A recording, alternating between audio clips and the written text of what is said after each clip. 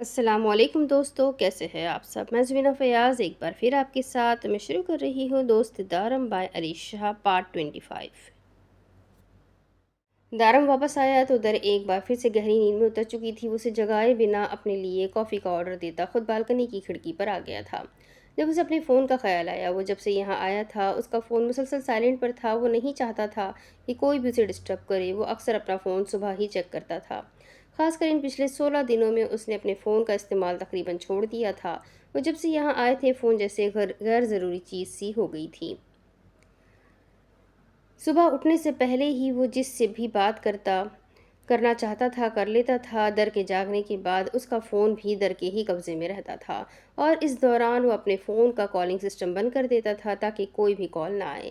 لیکن پچھلے 4 دن سے مسلسل ایک باہر کے نمبر سے اسے کال آ رہی تھی۔ اسے یقین تھا کہ کال کرنے والی سمرا ہی ہے، اور یقیناً وہ در سے بات کرنا چاہتی ہے، کیونکہ 3 دن پہلے جب اس نے گھر پر فون کیا تھا تب ہمنا چچی سائی نے بتایا تھا کہ انہوں نے سمرا کو اس کا نمبر دیا ہے تاکہ وہ نور سے بات کر سکے۔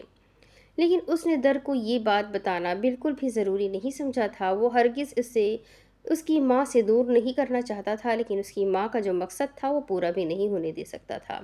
اسی لیے وہ بہت محتاط تھا اس معاملے میں۔ اس نے فون اٹھایا تو روز کی طرح آج بھی اس کے فون پر بہت ساری مسڈ کال آئی ہوئی تھی۔ وہ انہیں نظر انداز کرتا، فون پر اپنے خاص ملازم کو کال کر کے اس سے کام کے بارے میں بات کر کے فون ایک بار پھر سے بند کرنے لگا تھا کہ سمرا کا نمبر جگمگانے لگا۔ اس نے ایک نظر بیڈ کی جانب دیکھا، جہاں در ہوش و حواس کی دنیا سے بے خبر اپنے ہی خوابوں کے جہان میں کھوئی ہوئی تھی۔ اس نے بالکنی کا شیشہ بند کرتے ہوئے فون کال اٹینڈ کی۔ السلام علیکم جی، کہے کیا کہنا چاہتی ہے آپ؟ کافی دن سے دیکھ رہا ہوں میں آپ کی کالز کو، خاصی بے قراری ہے آپ کو مجھ سے بات کرنے کی، تو لیجئے اٹھا لیا میں نے فون۔ کافی میسیجز بھی آئے ہوئے تھے آپ کے، معذرت رپلائی کرنا میں نے ضروری نہیں سمجھا کیونکہ اس وقت میں کافی مصروف تھا اور ڈسٹربنس مجھے پسند نہیں۔ وہ بنا ہی خیر و خیریت دریافت کیے اپنے مخصوص لہجے میں ان سے مخاطب ہوا۔ مجھے تم سے نہیں اپنی بیٹی سے بات کرنی ہے، بات کرواؤ میری نور سے۔ اس کی آواز سن کر سمرا چلاتے ہوئے بولی تھی۔ ایک تو اس کا لب و لہجہ اسے آگ لگا گیا تھا، اور پھر یہ بات قبول کرنا کہ وہ جان بوجھ کر اسے نظر انداز کر رہا تھا اسے بری طرح سے کھولا گیا تھا۔ ایک بار پھر سے معذرت، میری بیوی اس وقت سو رہی ہے اور میں اسے کسی کال کے لیے ڈسٹرب نہیں کروں گا۔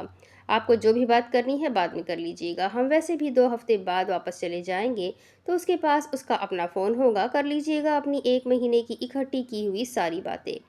اس کے چلانے پر دارم نے کافی ریلیکس انداز میں اسے جواب دیا تھا۔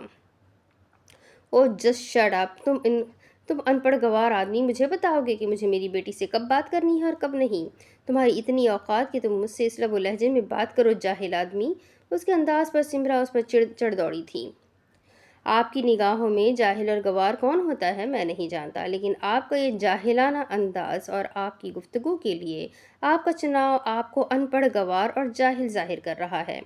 محترمہ، میری نظر میں 4 جماعتیں پڑھ لینے سے، 4 لفظ انگلش کے رٹ لینے سے کوئی ایجوکیٹڈ نہیں ہو جاتا، اور میری اوقات یہ ہے کہ میں آپ کی بیٹی کا شوہر ہوں، اور یقیناً یہ چیز آپ کی نگاہوں میں کوئی اہمیت نہیں رکھتی، اور نہ ہی مجھے آپ سے رشتہ داریاں بنانے کا کوئی خاص شوق ہے، اور میرے خیال میں کسی کو اوقات کا سرٹیفکیٹ دینے والی آپ کوئی نہیں ہوتی۔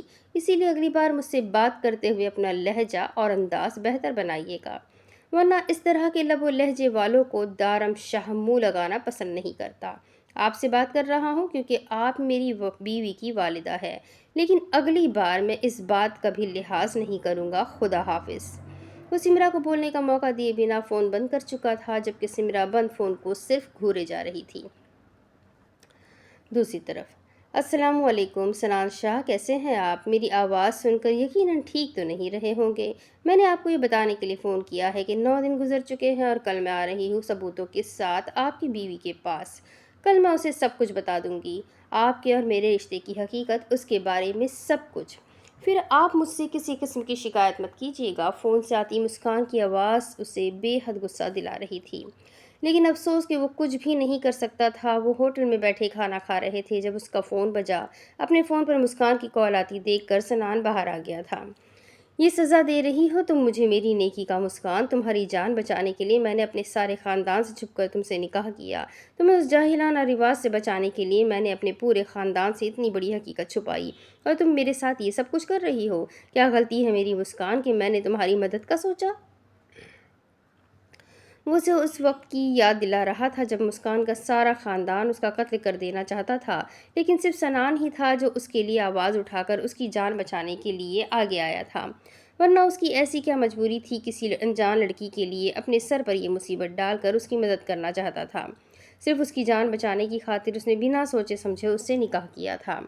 بس کرے سنان شاہ، اور کتنا احسان جتائیں گے مجھ پر روز روز آواز آپ کی یہ ساری باتیں سن کر پک گئی ہوں میں، اور کوئی بات کرے ہر روز آپ کا احسان نامہ سن کر اب بور ہو گئی ہوں میں۔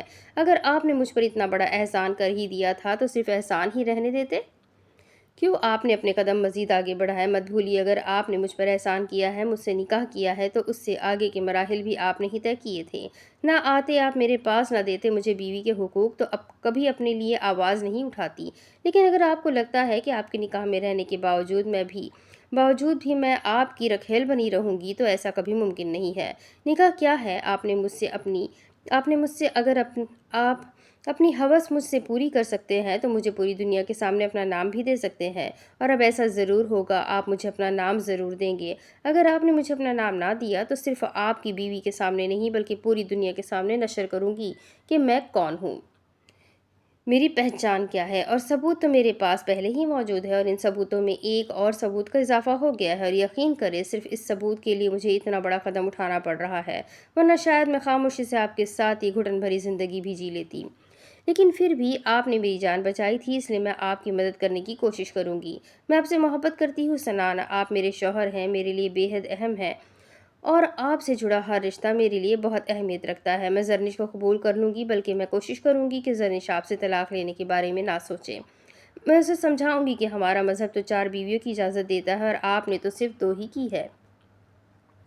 آپ محبت کرتے ہیں نا اس سے، وہ آپ کے لیے بے حد اہمیت رکھتی ہے۔ مجھے کوئی اعتراض نہیں اگر وہ آپ کی دوسری بیوی بن کر آپ کے ساتھ رہتی ہے۔ میں اسے سمجھاؤں گی کہ وہ آپ کو چھوڑ کر نہ جائے، اور اس سے زیادہ میں آپ کے لیے کچھ نہیں کر سکتی۔ مجھے کوئی مطلب نہیں ہے آپ دونوں کے آپسی تعلقات سے، میں آپ سے کچھ بھی نہیں مانگتی سنان، کبھی بھی نہیں مانگوں گی۔ میری زندگی جیسے گزر رہی ہے مجھے قبول ہے، مجھے صرف آپ کا نام چاہیے، دنیا کے سامنے اپنی پہچان چاہیے۔ آپ مجھے صرف اپنی بیوی قبول کر کے مجھے اپنا نام دے دے، اور پھر ساری زندگی زرنش کے ساتھ گزار دیں۔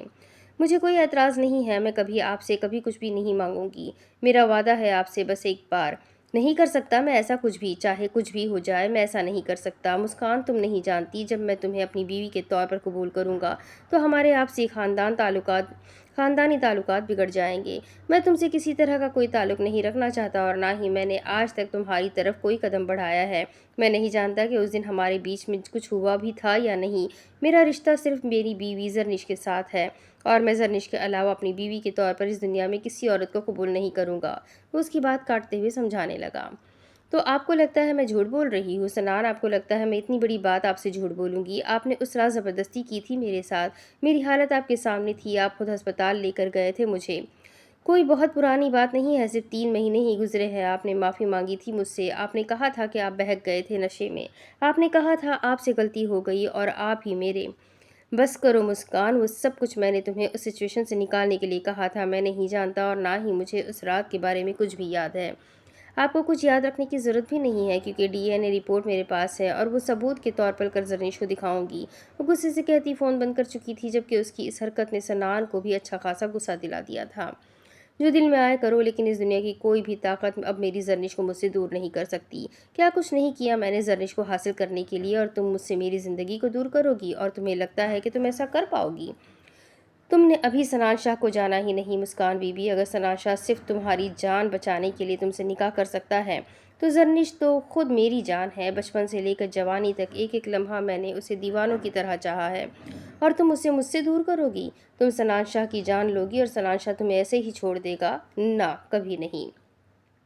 سنان صاحب، کیا کر رہے ہیں آپ؟ میں کب سے آپ کا انتظار کر رہی ہوں۔ اپنے کندھے پر زرنش کا ہاتھ محسوس کرتے ہوئے وہ اپنے چہرے سے لمحے میں ہر طرح کے تاثرات غائب کرتا، مسکراہٹ سجاتے ہوئے اس کی جانب بڑھا تھا۔ ڈارلنگ، کوئی بیوقوف سی عورت ہے، بار بار فون کیے جا رہی ہے، تنگ کر رکھا تنگ کر کے رکھا ہے، سوری تمہیں میرے لیے اتنا انتظار کرنا پڑا۔ چلو آؤ کھانا کھاتے ہیں، بھوک بہت لگی ہوئی ہے۔ اس کے گرد بازو حائل کرتے ہوئے وہ اسے اپنے ساتھ اندر لے جانے لگا۔ اس وقت اس کے چہرے پر کسی طرح کی کوئی ٹینشن، کوئی پریشانی نہ تھی۔ اس وقت وہ تھوڑی دیر پہلے والے سنان شاہ سے بالکل مختلف تھا۔ جی جی بابا سائی، سب ٹھیک ہے، آپ سنائیں کیسے ہے؟ آپ کی طبیعت تو ٹھیک رہتی ہے نا؟ میں نے سنان سائی سے بات کی تھی، آج وہ کہہ رہے تھے کہ ابھی ہم کچھ دن اور یہاں رہیں گے۔ وہ فون کان سے لگائے دائیں سے بائیں گھوم رہی تھی، جبکہ دوسری طرف بابا سائی اس سے ان کی خیریت دریافت کر رہے تھے۔ ہاں ہاں بیٹا سائی، الحمدللہ میں بالکل ٹھیک ہوں، اور دوائیں بھی وقت پر لے رہا ہوں، اور ثنا بھی تو ہے نا میرے پاس۔ تمہیں تو پتہ ہے ان معاملوں میں وہ بالکل لاپرواہی نہیں کرتی۔ تم بتاؤ مجھے، سب ٹھیک ہے نا؟ سنان سائی تمہارا خیال تو رکھتا ہے نا، اور اپنی میڈیسن تو لیتا ہے نا وقت پر؟ وہ ایک بار پھر سے یہی سوال کرنے لگے۔ ہاں کبھی کبھار لیتے ہیں، لیکن اب تو انہیں اچھے سے نیند آتی ہے تو ضرورت محسوس نہیں ہوتی، لیکن میں پھر بھی انہیں یاد دلاتی ہوں۔ ویسے مجھے بھی یہی لگتا ہے کہ اب انہیں میڈیسن کی ضرورت نہیں ہے، تو وہ انہیں بے فکر کرتے ہوئے بتانے لگی۔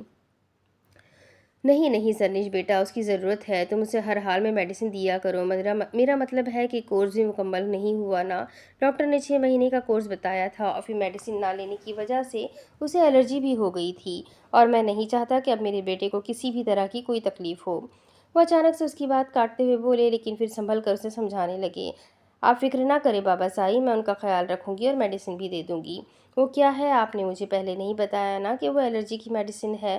میں تو یہی سمجھ رہی تھی کہ نیند کی ٹیبلٹس ہے، اسی لیے میں نے زیادہ دھیان نہیں دیا، لیکن آپ فکر نہ کریں، اب میں لاپرواہی ہرگز نہیں کروں گی۔ وہ اپنی غلطی پر شرمندہ ہوتے ہوئے کہنے لگی، ہاں اس نے سچ میں جاننے کی کوشش نہیں کی تھی کہ سنان کون سی میڈیسن روز رات کو لیتا ہے۔ اس کے پوچھنے پر تو اس نے بس یہی کہا تھا کہ وہ نیند کی گولیاں ہیں۔ سنان کو بہت عرصے سے نیند کی سخت شکایت تھی، اسے رات رات نیند نہیں آتی تھی، جس کی وجہ سے اسے کافی زیادہ مسائل ہو رہے تھے۔ نیند پوری نہ ہونے کی وجہ سے وہ کافی چڑچڑا ہو رہا تھا، جبکہ سنان بچپن سے ہی کبھی بھی چڑچڑا یا غصے کا تیز نہیں رہا تھا۔ وہ اپنی ڈریسنگ کو لے کر بہت زیادہ محتاط رہتا تھا، اور یہ سب بھی اس کی ذہنی ٹینشن کی وجہ سے ہی شروع ہوا تھا۔ ساری رات نیند نہ آنے کی وجہ سے سوچیں اس کے ذہن پر سوار ہو جاتی تھی، اور وہ اس طرح کی حرکتیں کرتا تھا، لیکن اس کے باوجود بھی اسے خود پر بہت کنٹرول تھا۔ اپنے غصے کو وہ کبھی کسی پر ظاہر نہیں کرتا تھا، اور زرنش کو بھی اس کی یہ عادت بے حد پسند تھی۔ وہ اپنے مسائل کو اپنے آپ تک محدود رکھتا تھا، اور پھر جب اس کی نیند اس کا بڑا مسئلہ بنی ہوئی تو بابا سائی نے انہیں علاج کے لیے امریکہ بھیج دیا تھا۔ جب وہ واپس آیا تب تک تقریباً اس کی صحت پہلے سے بہتر ہو چکی تھی، اور ڈاکٹرز نے انہیں 6 ماہ کا ایک کورس پورا کرنے کے لیے کہا تھا کہ وہ بالکل ٹھیک ہو جائے۔ یہ کورس ابھی تک مکمل نہیں ہوا تھا، اسی لیے وہ اب بھی یہ میڈیسن لیتا تھا، کیونکہ میڈیسن نہ لینے کی صورت میں وہ ہر چھوٹی سے چھوٹی چیز کی بہت زیادہ غور و فکر کرنے لگتا تھا، جو اس کے لیے اچھا ہرگز نہیں تھا۔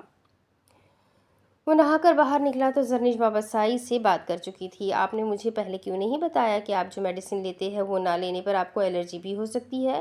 بہت غلط بات ہے سنان سائی، آپ اپنا بالکل بھی خیال نہیں رکھتے اور مجھے بھی نہیں رکھنے دیتے۔ اب آپ آرام سے یہاں بیٹھے، میں آپ کی میڈیسن لے کر آتی ہوں۔ ارے بیگم، جس کے پاس تمہارے جیسی حور پری ہو، اسے بھلا نیند کی گولیاں کھا کر رب کی اس نعمت کی ناقدری نہیں کرنی چاہیے۔ اچانک سے اسے اپنے قریب کھینچتے ہوئے وہ اپنا بھیگا چہرہ اس کی گردن میں چھپانے لگا۔ جا بجا اس کے ہونٹوں کا لمس اپنی گردن پر محسوس کرتے ہوئے زرنش نے اسے خود سے دور کرنا چاہا۔ سنان سائی، آپ کو تو صرف بہانا چاہیے ہوتا ہے، کبھی بھی کہیں پر بھی شروع ہو جاتے ہیں، کبھی تو ہوش کے ناخن لے لیا کرے۔ اس کے لبوں پر اپنا نازک سا ہاتھ رکھتے ہوئے وہ اس کی بے باک جسارتوں کو روکنے کی ناکام کوشش کر رہی تھی۔ یہ ہاتھ پیروں ناخنوں سے میرا کوئی تعلق نہیں ہے، میرا تعلق تو تمہاری محبت سے ہے، تمہاری سانسوں سے ہے، تمہاری خوشبو سے ہے، اور یقین کرو جب یوں تم مجھے خود کے پاس آنے سے روکتی ہو نا، تب دل چاہتا ہے کہ کھا جاؤ تمہیں۔ اس کے لبوں کو بے باکی سے اپنے لبوں سے چھوتا ہوا وہ اسے مزید خود میں قید کرنے لگا۔ آپ ویجیٹیرین ہیں سائی؟ اس کی بات پر کھلکھلاتے ہوئے وہ بولی تو سنان بھی کھل کر ہنس دیا۔ وہ سچ میں ویجیٹیرین تھا، اسے نان ویجیٹیرین چیزیں بالکل پسند نہیں تھیں، اور نہ ہی وہ اس طرح کی کوئی بھی چیز کھاتا تھا، جس کا مذاق گھر میں سب لوگ ہی اڑاتے تھے، لیکن اسے کوئی خاص فرق نہیں پڑتا تھا۔ ہاں میں ہوں ویجیٹیرین، لیکن اگر یہ حسین گوشت کھانے کو ملے تو کچھ سوچا بھی جا سکتا ہے۔ اس کی گردن پر اپنے دانت رکھتے ہوئے وہ اسے ڈرا رہا تھا۔ بڑے آئے ویمپائر کہیں کے۔ اس کے لبوں پر اپنا ہاتھ رکھتے ہوئے وہ دور ہوئی ہی تھی کہ اچانک سنان سائی نے اس کا ہاتھ تھام کر دوبارہ اپنے پاس کھینچ لیا۔ ویمپائر گوشت نہیں کھاتے ڈارلنگ، خون پیتے ہیں، اور تمہارا خون تو بہت میٹھا ہوگا۔ اس کے چہرے کو اپنے ہاتھ کی سخت گرفت میں لیتا وہ اس کے لبوں پر جھک گیا تھا۔ وہ جیسے رفتہ رفتہ اس کی سانسوں کو پینے لگا تھا، جبکہ وہ خاموشی سے اس کی جسارتوں کو محسوس کرتی اس کے بازو میں قید ہو چکی تھی۔ دوسری طرف، نہیں بیٹا، اس میں اعتراض والی کون سی بات ہے، بلکہ یہ تو بہت خوشی کی بات ہے کہ تم بھی شادی میں انٹرسٹ لینے لگے ہو۔ لیکن یہ اچانک تم نے کیسے سوچ لیا کہ اب تمہیں شادی کر لینی چاہیے؟ اور اتنے سالوں سے جو میں کہہ رہا ہوں اس پر تم نے کبھی غور نہیں کیا؟ بابا سائی اس کے سامنے بیٹھے جیسے سارے حساب کتاب پورے کر رہے تھے۔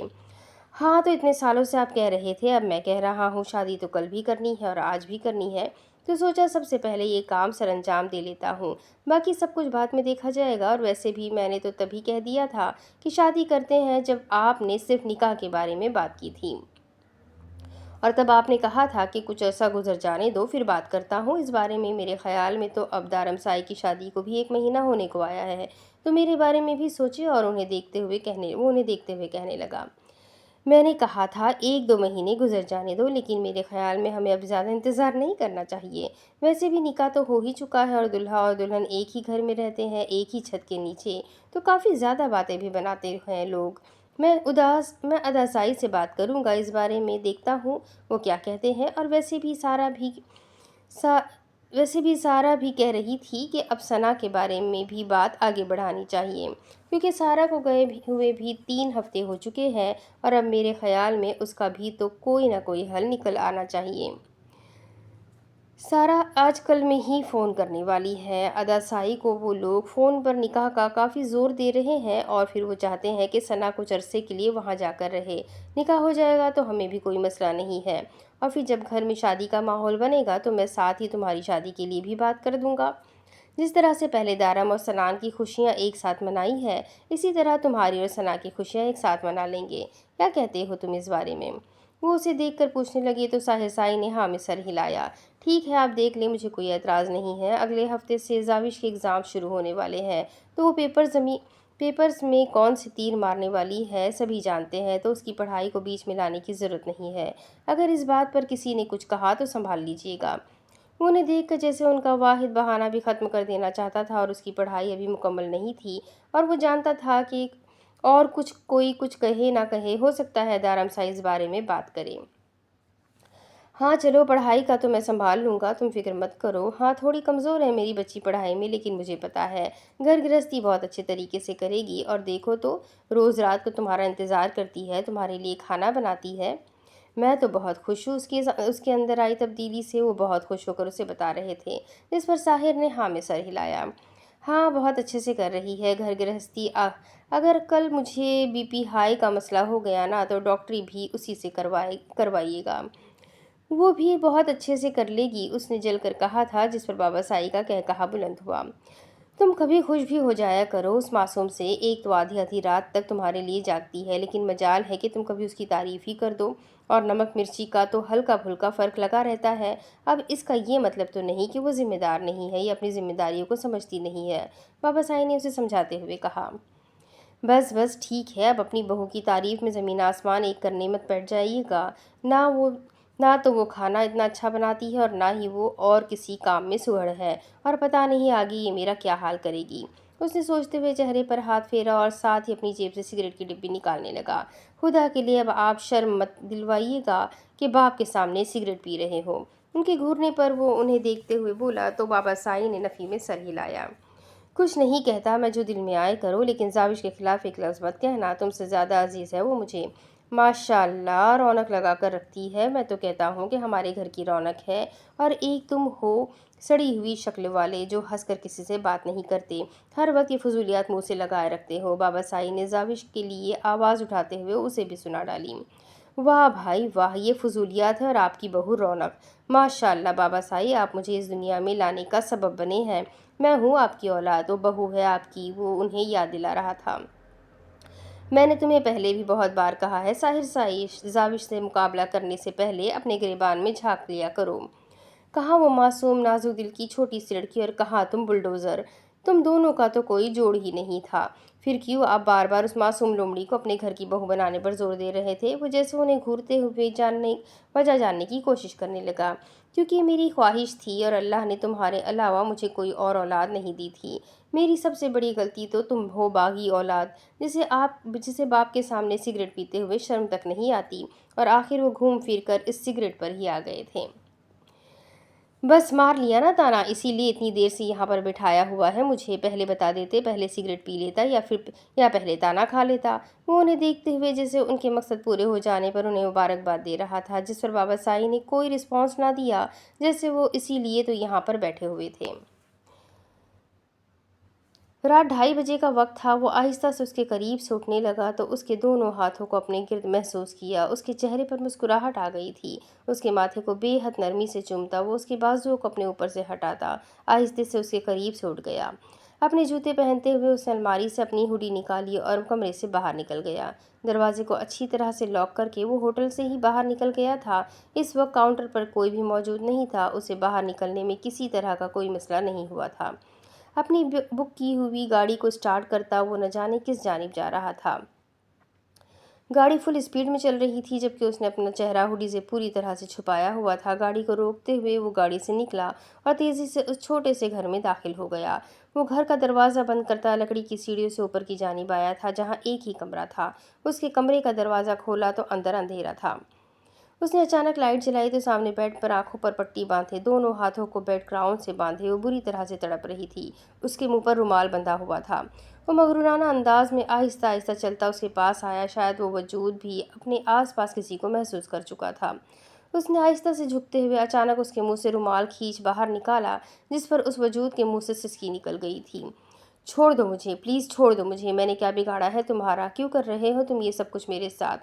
خدا کے لیے چھوڑ دو، جانے دو مجھے یہاں سے، میں نے کیا بگاڑا ہے تمہارا؟ وہ منتیں کر رہی تھی، بری طرح سے تڑپتے ہوئے وہ اپنے ہاتھ چھڑوانے کی کوشش کر رہی تھی، جس کی وجہ سے رسیاں اس کے ہاتھوں پر گہرے زخم کر چکی تھیں۔ وہ مسکراتے ہوئے اس کے بیڈ کے قریب کرسی رکھتا اوپر بیٹھا اور پیر کو بیڈ کے سہارے اوپر کرتا کرسی جھلانے لگا۔ کون ہو تم؟ کیوں کر رہے ہو تم یہ سب کچھ؟ خدا کے لیے مجھے چھوڑ دو، میرا کوئی قصور نہیں ہے۔ کیوں کیا ہے تم نے میرے ساتھ ایسا؟ کیا بگاڑا ہے تمہارا؟ بری طرح سے تڑپتے ہوئے اس سے سوال کر رہی تھی، جبکہ وہ شخص آرام سے بیٹھا مسکراتے ہوئے اس کی بے بسی کو انجوائے کر رہا تھا۔ اس کے ہاتھ میں ایک چمکتا ہوا چاقو تھا، جس کی دھار بے حد تیز لگ رہی تھی۔ اس نے آہستہ سے کرسی کو جھلانا بند کیا اور اس کے بالکل قریب بیڈ پر آیا۔ آہستہ سے وہ اس کے چہرے پر چاقو کا لمس چھوڑنے لگا۔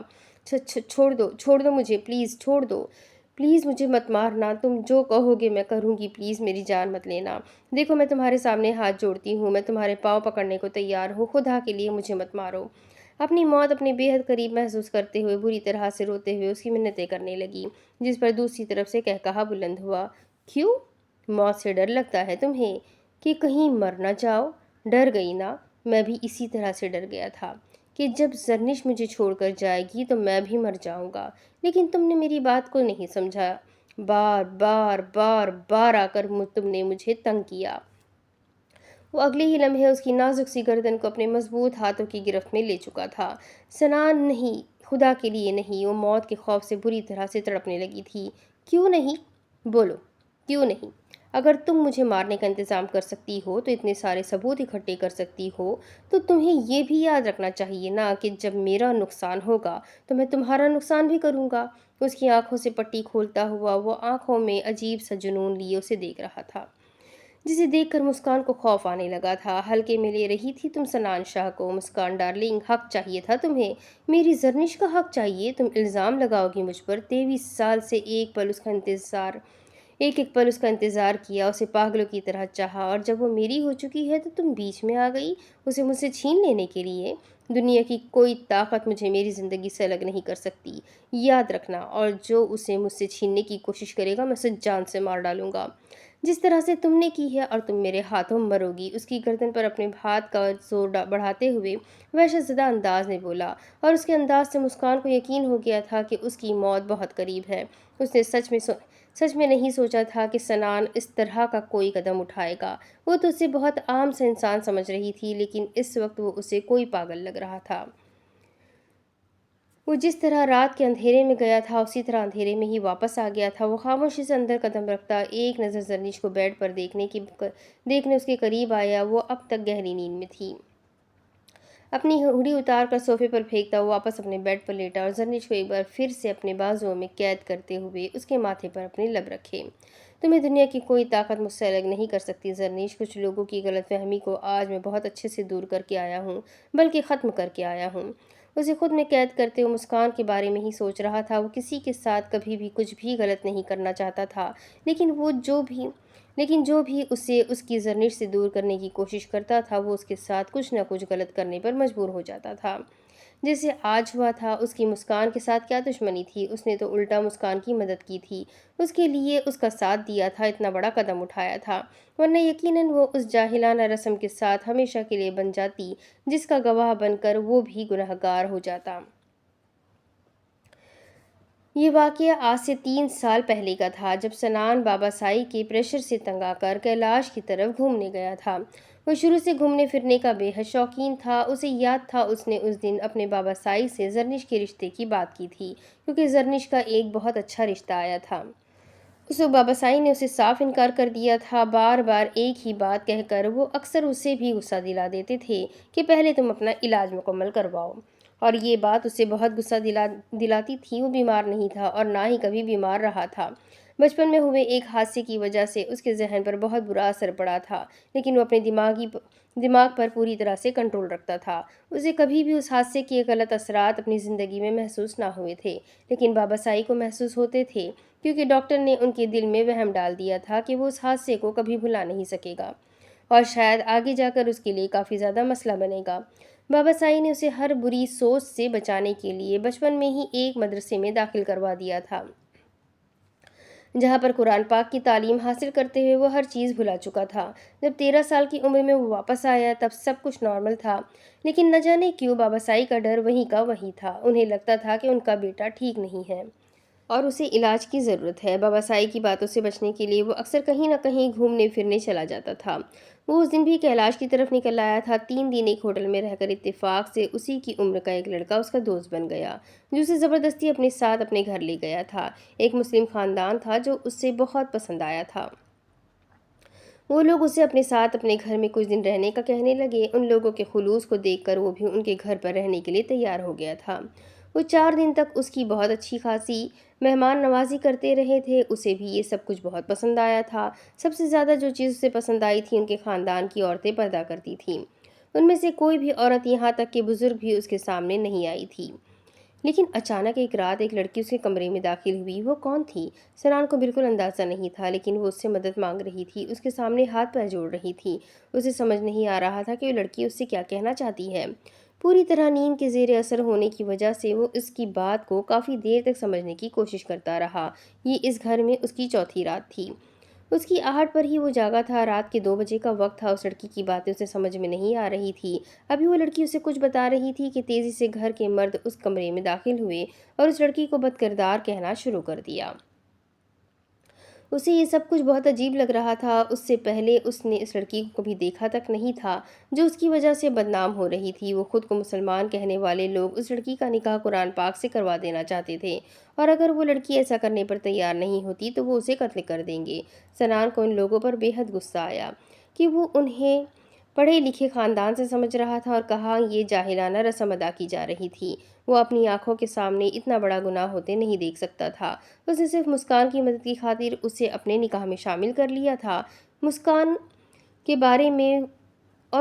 کے بارے میں کچھ بھی نہیں جانتا تھا، اور اس رات وہ اس سے کیا کہہ رہی تھی وہ یہ تک نہیں جانتا تھا۔ اس نے اپنے گھر میں یہ بات کسی کو نہیں بتائی تھی۔ کافی بار اس کا دل چاہا کہ وہ اس بارے میں دارم سائی کو کچھ نہ کچھ بتا دے، لیکن اس نے اپنے آپ میں اتنی ہمت نہ پائی۔ وہ زرنیش سے محبت کرتا تھا، لیکن آج سے نہیں بلکہ بچپن سے۔ وہ اس کی پہلی اور آخری محبت تھی، جو اس نے کبھی کسی پر ظاہر نہیں کی تھی سوائے اپنے بابا سائی کے۔ دارم سائی زرنیش کا بھائی تھا۔ وہ اپنے فیوچر کو خطرے میں نہیں ڈال سکتا تھا۔